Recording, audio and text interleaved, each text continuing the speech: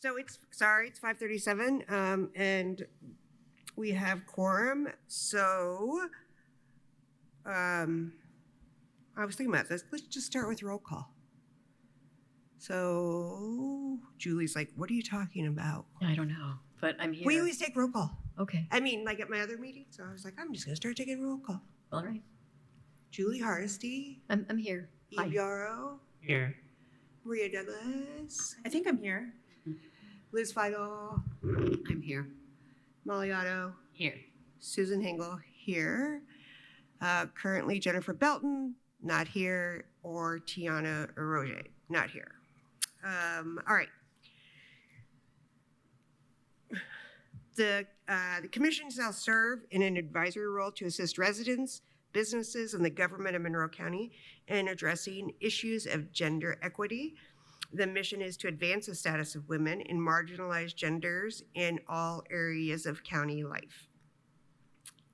The first item of business is approval of minutes. I know, Molly, for last month, for September, I saw that you had sent those out earlier this week.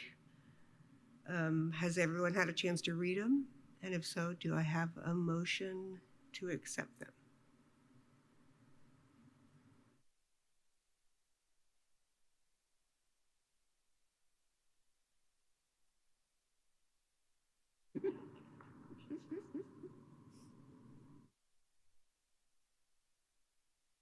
We can vote next month if people need more time.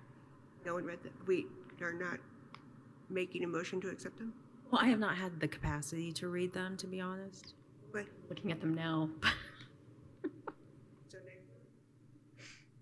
All right. Moving on. Commissioner updates. Myself, I saw that you said that you would comment on the email that we got today, so I will let you do that. Oh, yeah. Yeah, sure. when we get there. Thank you. I'm sorry. I didn't. Yeah. Other than that, we got a couple name tags. I have Eve's. I gave Eve her name tag, and then I have Jennifer's, which I will give Jennifer that one too. And that's all I have. Julie. Yes, the topic I am trying to look at this month is reproductive health care in Monroe County and statistics surrounding that. So this is like a giant topic for Indiana and for Monroe County, and it's also already pretty difficult to come up with anything close to accurate statistics about what's happening. So understanding any statistics around this topic of reproductive health care in Monroe County has to start with knowing about the laws in Indiana, because reproductive health care is limited and severely regulated for women and marginalized genders in our state. This includes statewide regulations such as the abortion ban that's been in effect in Indiana since 2023, and bans on gender transition procedures, including puberty blockers and hormone therapy for minors, children under 18 in Indiana since 2024. So none of this changes the fact that pregnant people still need abortions or children under 18 still need gender-affirming care, but it does significantly impact reproductive health care for all women and marginalized genders in the state, including Monroe County. Bans and legal ramifications for medical procedures that are known to be safe and effective in managing reproductive health mean that our state is losing healthcare providers that are able to do not only those banned procedures, but reproductive health care in general. So we're losing medical providers, and that means that all other reproductive health care services that all women and marginalized genders still need are also less available. And I do have a little bit of data that we can point to show what is, I think, trending in the state. So all of this is unnecessary and stressful and has nothing to do with women and marginalized genders taking care of their reproductive health, but here we are.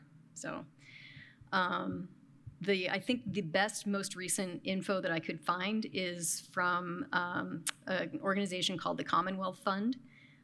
It's been around for over 100 years and is basically a private organization that is that promotes high-performing, equitable healthcare systems that achieve better access, improve quality, and greater efficiency, particularly for society's most vulnerable, including people of color, people with low income, and those who are uninsured. And what they have at this point is a 2024 scorecard by state on women's health and reproductive care. And Indiana ranks 29 out of 50 overall with a performance rate of worse than average. So that's where things are as of 2024, which is still looking a little bit in the past. The statistical sources that they are using include the CDC's National Vital Statistics and other reports, which are from 2022 and prior. So that's before the abortion ban took effect. And the National Center for Health Statistics from 2024. So that's maybe getting into a little bit of something that shows some of that impact. So we are among the states with the highest rates of breast and cervical cancer deaths in the nation at this point. And we are also one of the states with the fewest maternity care providers in the nation. And I think this is mostly based on data from before the abortion ban was even in effect. There's a state profile that's just a PDF for Indiana that I can share as part of the summary information. I'll send that link. In terms of maternal mortality, there is a maternal mortality committee for the state of Indiana, or there was. I think there technically still is, although it may not be active anymore. I don't know. I can't follow what the recent news is with all of that. But there was a maternal mortality report from Indiana from 2021, and then in 2023 there was a study from that committee that looked at that 2021 data. And so it appears that the last time we have any data on maternal mortality at state level is from 2021. So that's before the abortion ban was in effect. So the 2023 report technically came out after the abortion ban was put in place, but it was not looking at any recent data. It was looking at 2021 data. So that was a little bit news. And based on that, the 2023 study of the 2021 data is showing that Indiana has the third worst maternal mortality rate in the nation. So even before the abortion ban was in place, we are still we're still not taking care of pregnant people. So there's also some reports from the Indiana Department of Health from 2021 and 2022 that are detailed about terminated pregnancies. Apparently there was required reporting in the state leading up to the abortion ban about terminated pregnancies at the county levels and the places that were providing services, that sort of thing. So those are available and actually are kind of showing what the need was at that point in time, at least. So the 2023 March of Dimes report on Indiana does show that as of 2023, Monroe County is viewed as having full access to maternity care. And there's some qualifications for that, depending on how many places are available to provide birthing services, how many obstetrics providers there are available within a certain distance. And so the maps that they're showing in that report are showing Monroe County as being a place that is providing full access to maternity care. Let's see. Healthcare in Monroe County, there's not very much I can really get into. I was able to really come up with 4 specific statistics, but it's trying to figure out what services are available. The Monroe County government website does have offer a list of places to go to for reproductive health care. And it's there's a place called the Indiana Family Planning Centers, which I think is what came in after whatever the Futures places closed down. The Monroe County government website also points folks to HealthNet and Planned Parenthood and Path for You, which are all in Bloomington, and Pace Health Connection in Bedford. So the Monroe County government website is trying to offer up some options for people who need reproductive health care, but I feel like there's probably more that could be provided. There are, in terms of gender-affirming care, reproductive health care, in that regard, there are There are places, if you're over 18 at least, there are places in Bloomington that can help. Planned Parenthood is one of them, but the IU Health system also has OBGYNs and other services available. And then up in Indianapolis, Eskenazi Health and IU School of Medicine also have services available there. And there's also a telehealth service called Plume Clinic, which I think Planned Parenthood makes use of and is also, I think, available as its own thing. That is something that can be used. So I think there's maybe some potential for Monroe County as on its online presence to offer more options and more information. The Monroe County Public Library currently does offer reproductive rights LibGuide sort of information that is sharing other options that are available. In addition to that, we also in Bloomington have All Options Pregnancy Resource Center, Tandem Community Birth Center. Those are places that are also offering pregnancy and maternity care, reproductive health care. And then there's we've talked about this at previous meetings. The Gather store on the square has a free contraceptives vending machine through a program from the Indiana Task Force, and it was HAP that also helped put that in place. So you can use that vending machine. You can also shop at Gather and make a donation to stock the vending machine. So that is something else that is out there. So those aren't really statistics, but it felt like that was a good place to kind of go with this for what is available. The last thing that I looked at is family leave policies, and that was I kind of took it from a county and city perspective. So looking at Monroe County government, City of Bloomington government, City of Ellettsville government, and then also at the school corporations, so MCCSC and RBBSC as school corporations within the county that would be kind of county run. So in looking at those, I think there are some differences that are a little bit interesting. So Monroe County government seems to have amended its personnel policy in 2024 that, and it does provide for paid parental leave of up to 6 weeks. In addition to everyone is offering FMLA, the federal mandated family and medical leave. But Monroe County government offers 6 weeks of paid leave, and the City of Ellettsville, I couldn't find anything, but the City of Bloomington in 2023 had a news item about a pilot program that was also offering 6 weeks of paid parental leave. I don't know if that is still in place. I could not find any information about their current leave policy.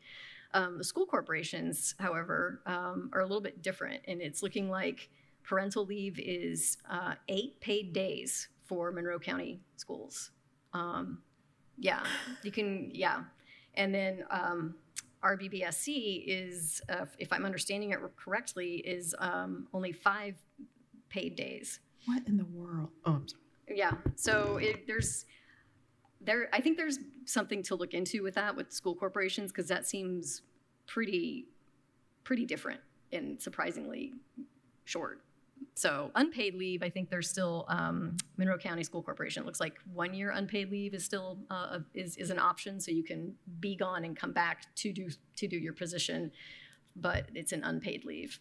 And I think RBBSC has the similar sort of thing, up to 1 year of unpaid leave. But the paid leave is pretty different from what the Monroe County government is offering its employees, and the City of Bloomington. So, and like I said, City of Ellettsville, I couldn't find anything online. So there may be information, but I don't know what it is.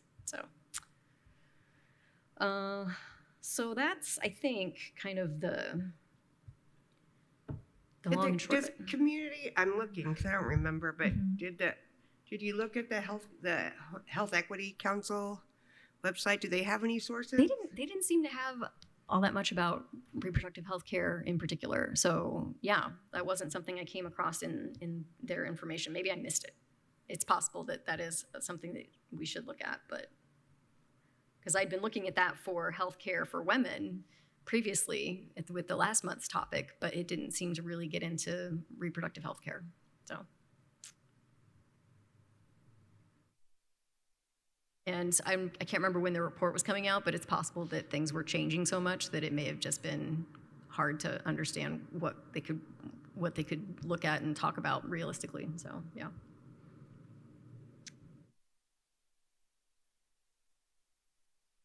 So yeah, I think there's some things to this topic. Seems like there's some things that we could potentially make suggestions to county commissioners regarding information that the Monroe County government is providing on its website, in addition to potential policy inequities that should be considered between school corporations and Monroe County government employees otherwise. So, Is there any role for the rubric?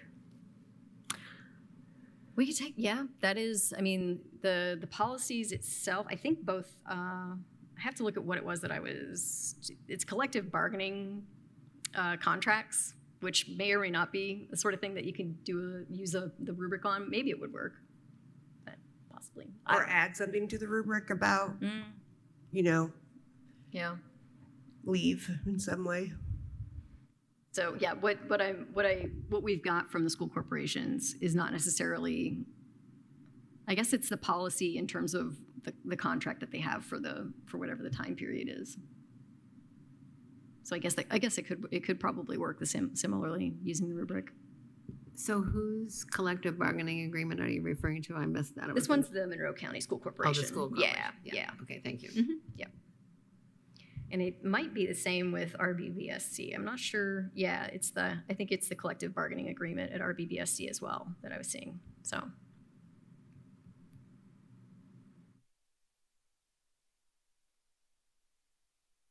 But yeah, that's something we could check out. I don't quite know what that would.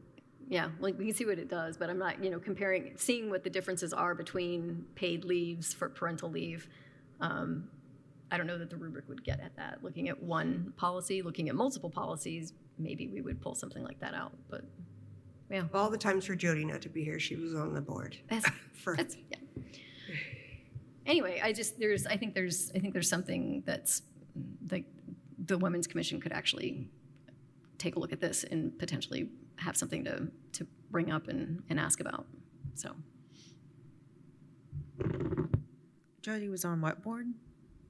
It looks like she was on the board, the steering committee for the Health Equity Council. Oh, cool. Yeah. Stunningly, this is my newer phrase I made up. Stunningly stunning information. And I'm curious. I'm curious about. It would be fantastic if the Women's Commission could be an advocate. An advocacy organization, having that be part. Because, we could go to the school board, we could, schedule meetings, with the superintendent, with the school board president, things like that. This is a definitely, issue cut. It's an issue cut, and so it's definitely a winnable situation. And so, I'm curious about how, but I assume that we would have to get permission, from the commissioners to take on this work. So I don't know what that entails.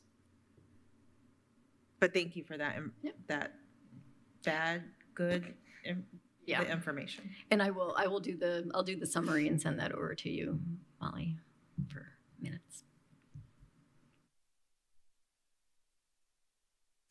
That's what I've got. Always a ray of sunshine.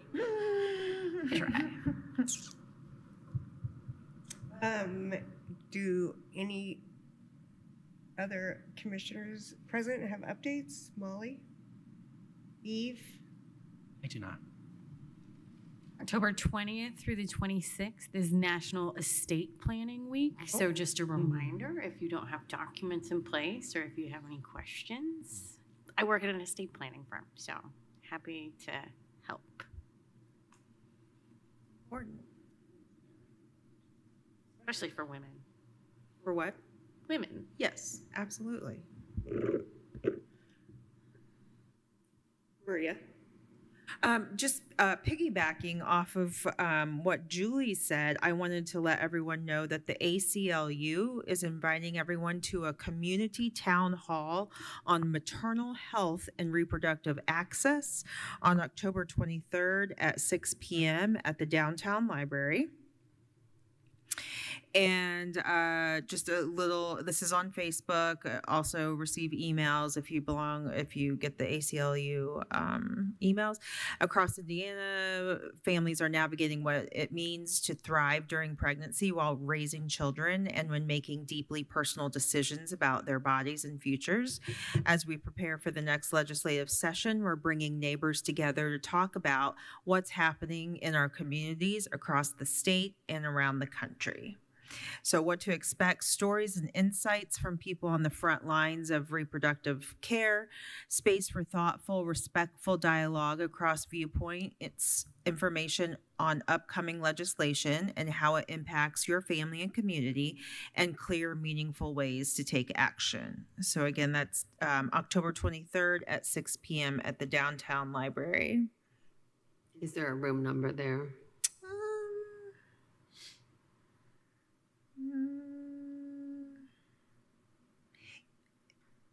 If I had to guess, The auditorium? That would be my guess. yeah, downtown library auditorium. Okay, great. Yep.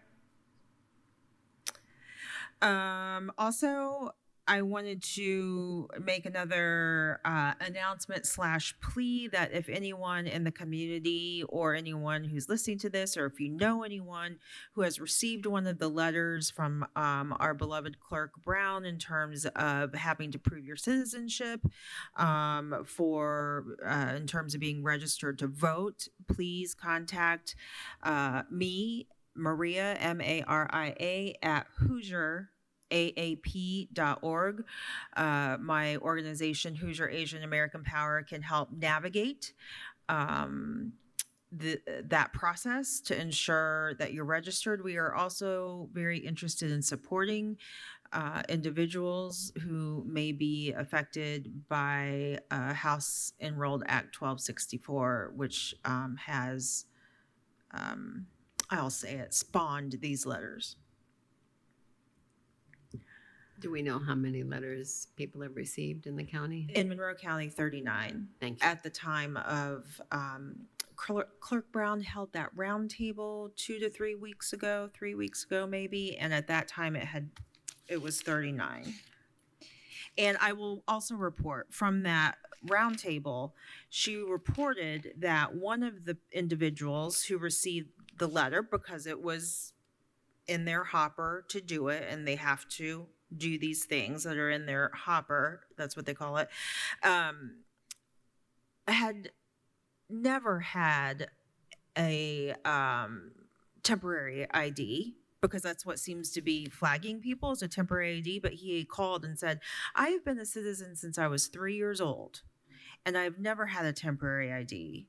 And, why did I get this letter? Why was I flagged? And of course, the answer, even the clerk's office don't have answers to that.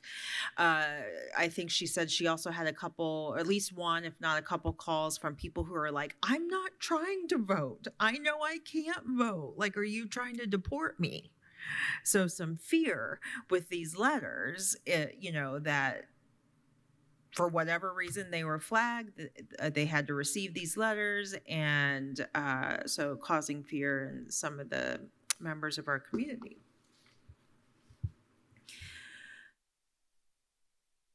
Also, we almost had our first a public commenter, but Melanie Veslage, the prevention coordinator at the Youth Services Bureau, could not make public comment, but she did take the time to send us, Jody and Liz and Susan and myself and maybe a few others, that she wanted to let us know about MC3 coming up on November 13th from 8 a.m. to 4 p.m. And MC3 is Monroe County Childhood Conditions Summit. I believe this is the third year for this. I personally have gone every year, and it is such an impressive seminar, and it's free. So anyone who is interested in youth, anyone who's interested in the future of this community, anyone that's interested in what resources are available, I highly recommend it. And again, so that's November 13th from 8 to 4 at the Monroe Convention Center.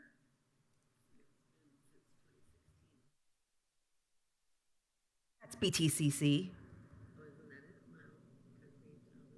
Oh, yeah. Oh, annually since 2016. Maybe it's just me that's gone. That's gone 3 years. But anyway, there's a range of topics from using GIS and decision making to advocacy to conflict mapping to community-based fire prevention to insights from CASA and thriving connections and much more. And up to 3.75 social work CEUs can be earned by attending.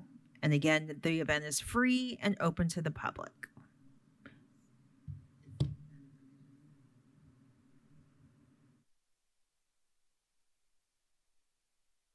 I'm not sure I can say this, but you can go to this tiny URL situation, tinyurl.com / /2025 hyphen or dash MC3. So tinyurl.com / 2025 hyphen MC3. Highly recommend. Thank you for all the assists. I think that's all. All right, thank you. Old and ongoing business, we have the policy subcommittee or committee with Commissioners Hardesty and Douglas. And oh, Yara. no. Do we have any updates that we would need to share, like to share? We are going to be meeting next week, and Commissioner Yarrow has been reviewing and checking out the formatting that we have on the rubric itself and figuring out a way to better display it more compactly, and has given some feedback as well on the rubric and what things if there's some criteria consolidation that we can do, which might also help kind of tame it a little bit and make it a little easier to take in. And then the PowerPoint, we're also working on the PowerPoint again, shaping that up. So that feels like it is getting there. Yes. Nice. Do we have any other updates? That's the only update for that I have. Does anyone else have? And I mean, I just want to note that it's been super helpful to have Eve look at it, because Julie and I have been looking at it for a year and a Way too half. long. And so it's fantastic to have new eyes on it and someone who has eyes for formatting and just, usability. And does this make sense? Because of course it makes sense to Julie and I, because we've been building it for. So thank you so much. Great, thank you. The data subcommittee with commissioners, Commissioners Hinkle and Douglas. I have nothing to update at this time. Correct? Didn't we get that statement from the professor that we're working with? Oh, yes, you're correct. Okay, I just can't get that. I can't access that email on my phone. So can you pull that up? It was very lovely.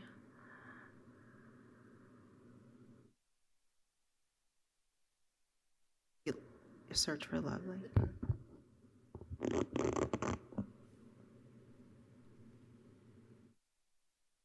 Okay, so Diane Henschel, who is the faculty advisor for the potential capstone project that we will be working on, she sent us a description of the capstone. So we really should, I haven't had a chance to look at it. The Monroe County Women's Commission, and I will send this to you. Online capstone will investigate the situation of women in Monroe County and develop recommendations to help the Monroe County Women's Commission identify new policies and actions to improve the status, security, and sustainability of women throughout Monroe County. The Monroe County Women's Commission is run jointly by the Monroe County Board of Commission and the Monroe County Council, which is not true. I will correct that. And their recommendations would then be enacted through the commission or the council. I will fix that. O'Neill capstone students have carried out 2 prior capstone efforts directed at understanding and developing recommendations to address the concerns of women in Bloomington, particularly concerns about gender equity in the light of the recent climate action plan, and that had just been released in 2022. Many women in Monroe County live outside Bloomington city limits, and the Monroe County Women's Commission would like an updated and county-wide effort to both gather data and the status of women using both publicly available data and survey data. Specifically, we would like to see a similar survey used with the Bloomington Status of Women capstones, developed and implemented across Monroe County, addressing the needs and concerns of many subpopulations within the county. We would request the development of a set of recommendations for new and changed policies and actions to enhance and increase sustainability and stability of the lives of Monroe County women using an analysis of the results of the survey and the other public data that capstone students compile. The commission would particularly like attention paid to how the changes in climate politics, infrastructure, and funding dynamics are affecting women throughout the county, and would like the recommendations to be future thinking and recognize how societal and environmental changes are particularly affected women. That's a lot. That's great. Yeah, it is a lot. And so I'm excited to see what the class will return. It seems like, what's Diane's last name? Henschel. Dr. Henschel seems very interested also in terms of what they'll return. That could be in addition or have changed since that initial capstone report. So I'm excited for it. Me too. I should say also at the bottom, the capstone will run from May 12th through July 31st of 2026. So I will probably take this while I need some updates, or maybe I could work with Molly Turner King about updates to that exact description, and then start proceeding with a necessary MOU, I guess. So, and I always say that the little recommendations I see are about, we are technically under the commissioners, and technically we would present to the commissioners, I believe, but I will see what the correct verbiage would be to that, so. Yeah, absolutely. Thank you for doing that. Yes. That's all I have. We have the outreach committee, Roger, Belton, and Otto. Molly, you're the one here. Yeah, we didn't meet, so I was hoping that Tiana would be here for more info on the camp, but it starts on Saturday. I'm sorry, what? Doesn't the camp starts on the 18th? It starts on Saturday. Yeah, it's scheduled for October 18th through December 6th. Mhm. Yeah. So I will text her tomorrow. Yeah, we and need see to, if she there's can- like an event that we're as commissioners women's commissioners should be at, we should know. And I know Tiana had mentioned that we should, as soon as we have the times and Yeah, I just when it's haven't- all happening, right? Yeah. That we can show up to any of them that we want, as long as we have a background check through the school, Oh, well, which we did last time. We had done last time. Did we? But I know that was in the email, if we're gonna be, Through MCCSC or through Luddy? I don't know, I will find, Okay. yeah. yeah, if there's an email, if there's information about that we're supposed to get, I don't think I've gotten that yet. I didn't either. I don't know that there was one, but Oh, okay. I'll get with Tiana tomorrow to make Okay. sure that we have all the info. Cool. I was hoping she would be here. Yeah, she was texting that she was running late, and I was hoping that she would kind of come in. I didn't, yeah. But I can't. Great. Well, hurry up or what? It took a minute, and now we're running. It took years, and now 2 years, yeah. and now And we're, like, like oh. moving at warp speed. Yes, Exciting. that's very exciting. I don't believe we have new business. And public comment, don't believe there's anybody here for, oh, Molly's on there. Can't wait to work with you, Molly.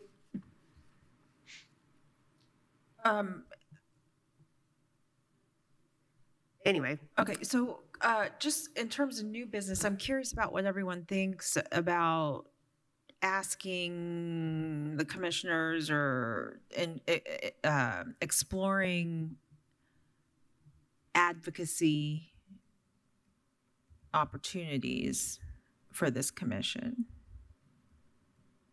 like changing the role of commissions. I'm sorry? You want to change the role, add to the role of the commission, Yeah. to the role and the actions of the commission. Molly, can you I bet that's not going to be possible. comment at all? Molly Turner King? I don't know if she's really listening or just recording. I don't know. I'd be Can you hear interested. me? My mic's not working. Hi, Molly. I was. Did you Hi. hear what Okay. we were talking about what Maria was saying about advocacy? Yeah, I think the easiest way is probably to schedule a meeting with Jody and Angie, and then kind of just talk through it. That's what I would recommend. Yeah, that sounds reasonable. Okay, thank you.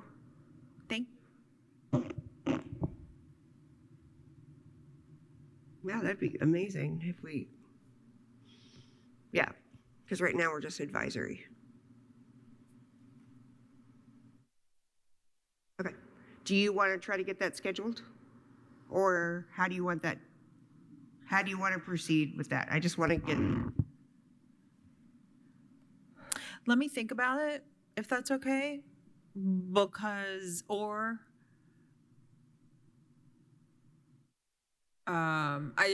this just came to mind when Julie was, and I forgot kind of the unspoken rule that if you suggest something, then you're probably going to be the one responsible for it. So let me think. Rule everywhere. I know, I forgot. And I'm okay. I mean, if you say, yeah, I mean, I think a good place to start would be virtually. I know Jody, I don't know what Jody's availability is. Ours is all over the place. So You know what?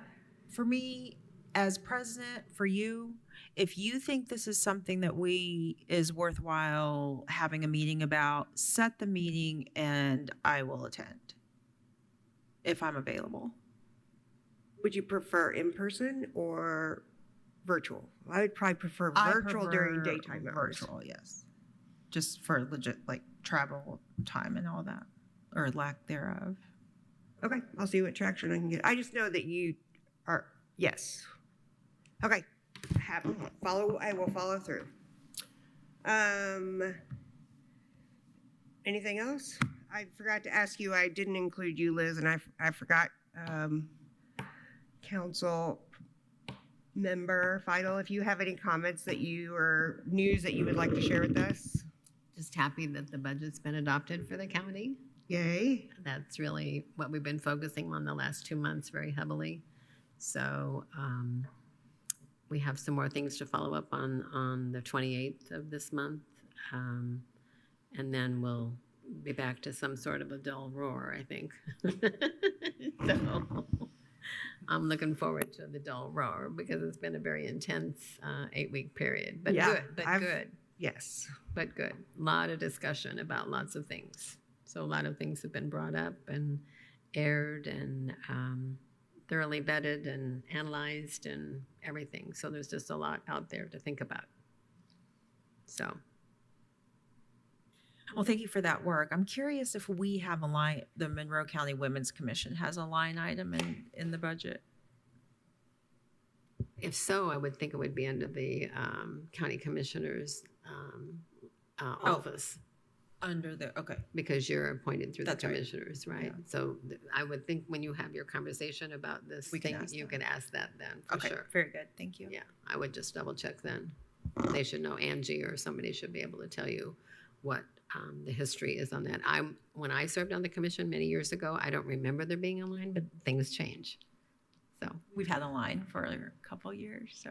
good for Yeah. you. Yeah. Find out where it's at. Yeah, but thank you for that work. Yep. All right. As no public comment, it is 6:17 and I call this meeting adjourned. Thank you all very much.